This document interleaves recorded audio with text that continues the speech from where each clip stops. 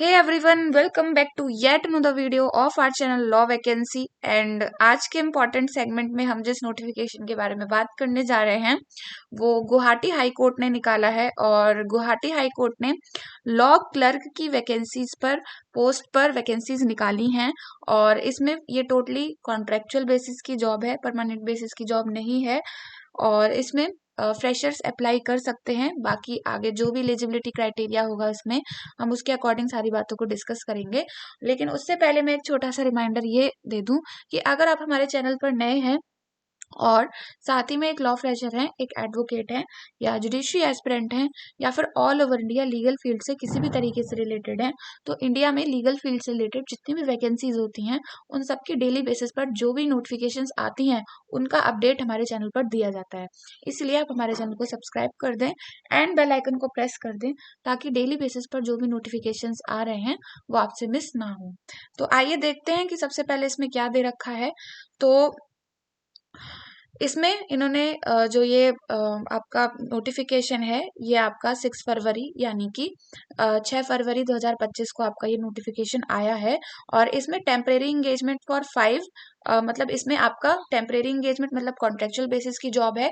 और इसमें number of post की बात करूं तो 5 क्लर्क्स की पोस्ट पर वैकेंसीज निकली हुई हैं।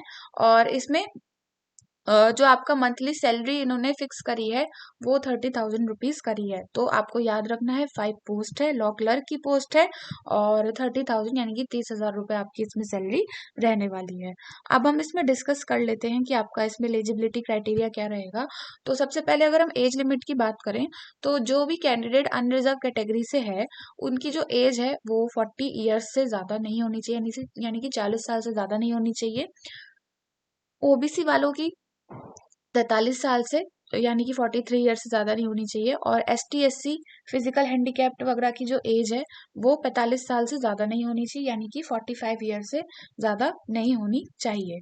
तो इस तरीके से ये आपका एज लिमिट इसमें रहने वाला है। और फिर इसके बाद आपका अगर हम एलिजिबिलिटी क्राइटेरिया से रिलेटेड बात को डिस्कस करें तो जो भी पर्सन आपका इसमें candidates must be a graduate, post graduate in law, doctorate in law from any recognised university. अगर आपके पास ग्रेजुएशन है तो भी सही है, पोस्ट ग्रेजुएशन है तो भी सही है, और अगर डॉक्टरेट है तो भी बहुत अच्छा है। लेकिन यह है कि अगर आपके पास पोस्ट ग्रेजुएशन है या फिर आपके पास डॉक्टरेट है यानी कि आप ग्रेजुएट हो तो आपके सामने पोस्ट ग्रेजुएशन वाले को या फिर डॉक्टरेट वाले को प्रेफरेंस दी जाएगी। ये एक कॉमन बात है। कैंडिडेट प्रैक्टिसिंग एट बार और हैविंग प्रोफेशनल एक्सपीरियंस और literally works in law to their credit would get preference. तो प्रेफरेंस उसमें ये इन्होंने बोला है कि अगर इसमें अगर आपके पास बार में प्रैक्टिस करने का प्रेफरेंस है तो आप इसमें थोड़ा सा प्रेफरेंस आपको दिया जाएगा, मतलब आपको एक्सपीरियंस है तो प्रेफरेंस ज्यादा दिया जाएगा। लेकिन ऐसा नहीं है कि फ्रेशर्स अप्लाई नहीं कर सकते, फ्रेशर्स अप्लाई कर सकते हैं। Must possess a valid registration number of employment exchange for the state of Assam. तो इसमें इनका ये क्राइटेरिया है और इसको आपको फुलफिल करना है। तो ये आपकी जो वैकेंसी है फ्रेशर्स के लिए, लेकिन अगर आपके पास एक्सपीरियंस है तो आपके लिए एक अच्छी जो भी अपॉर्चुनिटी रहने वाली है। अब उसके बाद हम सिलेक्शन प्रोसेस की बात करें तो इसमें आपका 2 स्टेज में सिलेक्शन प्रोसेस होगा। जो स्टेज 1 है उसमें आपका रिटन एग्जामिनेशन यानी कि ऑब्जेक्टिव टाइप आपका पेपर आएगा OMR शीट पर। 120 मार्क्स का आपका पेपर होगा टोटल, और 2 आवर्स आपको दिए जाएंगे, जिसमें आपका इंग्लिश का टेस्ट होगा 30 मार्क्स का, जनरल नॉलेज का टेस्ट होगा 10 मार्क्स का, जनरल एप्टीट्यूड का 10 नंबर का, general knowledge in law 50 number का, और इसमें फिर आपके पास असामीज लैंग्वेज की भी नॉलेज होनी चाहिए और आपका ये 20 नंबर का पेपर होगा। अब इन्होंने इधर ये क्लियर कर दिया है कि जो एसएमईज लैंग्वेज है वो 40% मार्क्स आपको उसमें लाने ही लाने हैं, वो क्वालिफाइंग नेचर का आपका पेपर है, यानी कि 20 मार्क्स में से 40% मार्क्स वो आप अपने आप कैलकुलेट कर लीजिएगा। तो इस तरीके से आपको उसमें मार्क्स लाने हैं। फिर उसके बाद स्टेज 2 आपका इंटरव्यू होगा, मतलब आप असामीज को क्वालिफाई करोगे। अगर आपने और पेपर को क्वालिफाई कर लिया लेकिन असामी को नहीं किया तो आपको इसमें सेलेक्ट नहीं किया जाएगा।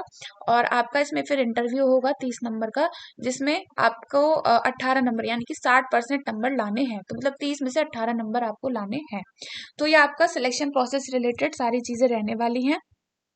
तो इसमें आपको असामीज लैंग्वेज आना चाहिए, लैंग्वेज बार है, लेकिन ऐसा कोई मैंडेटरी सर्टिफिकेट नहीं मांगा, आप पेपर क्वालिफाई कर लेंगे एंड दैट्स इट। फिर उसके बाद इसमें आपका हाउ टू अप्लाई यानी कि आप इसमें अप्लाई कैसे कर सकते हो, आप इस एप्लीकेशन फॉर्म का पार्ट कैसे बनोगे, तो आपको www.ghconline.government.in पर जाना है। Online application for temporary engagement of law clerk, इस पे जाना है। New registration, submit registration, then you have to apply your application form, सारी डिटेल्स को अपडेट करना है और फिर उसके बाद आपका इसमें रजिस्ट्रेशन हो जाएगा और एप्लीकेशन फॉर्म भी आपका फिल हो जाएगा। तो आपको ऑनलाइन बेसिस पर इसमें एप्लीकेशन फिल आपको करनी है और फिर उसके बाद आपकी एप्लीकेशन की जो फी है वो इसमें SC ST और आपका ST प्लेन और ये हिल ST हिल ऐसे करके आपका ये H का मतलब हिल है, P का मतलब प्लेन है असम में। तो इसमें जो आपकी फीस रहने वाली है वो 250 रहने वाली है और अदर्स यानी कि अगर कोई अदर स्टेट से भी अप्लाई कर रहा है तो उनके लिए 500 रुपीज रहने वाली है। There is no application fee for person with benchmark disability, यानी कि जो भी हैंडीकैप्ड वगैरह हैं उन लोगों के लिए कोई भी एप्लीकेशन फी नहीं है। तो ये आपकी सारी इंफॉर्मेशन थी इस नोटिफिकेशन से रिलेटेड।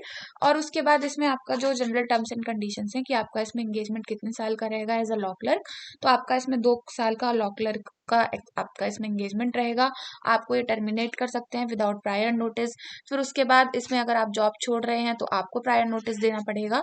तो इस तरीके से आपकी सारी टर्म्स एंड कंडीशंस हैं और वो आपको पढ़ लेनी है जब आप इसमें अप्लाई करेंगे। तो अगर आप इस PDF को ध्यान से देखना चाहते हैं और इससे रिलेटेड आपकी कोई भी क्वेरी आती है तो आप टेलीग्राम चैनल पर जाकर PDF देख भी सकते हैं, क्वेरी भी पूछ सकते हैं और टेलीग्राम चैनल का लिंक आपको वीडियो के डिस्क्रिप्शन बॉक्स में दे दिया जाएगा। और इसी तरह all over India legal field की जितनी भी वैकेंसीज होती हैं उन सबको डेली बेसिस पर जानने के लिए हमारे चैनल को सब्सक्राइब कर लें एंड बेल आइकन को प्रेस कर लें ताकि डेली बेसिस पर जो भी इंपॉर्टेंट अपडेट्स आ रही हैं वो आपसे मिस ना हो। तो मिलते हैं नेक्स्ट वीडियो में नेक्स्ट नोटिफिकेशन के साथ। Thank you for watching.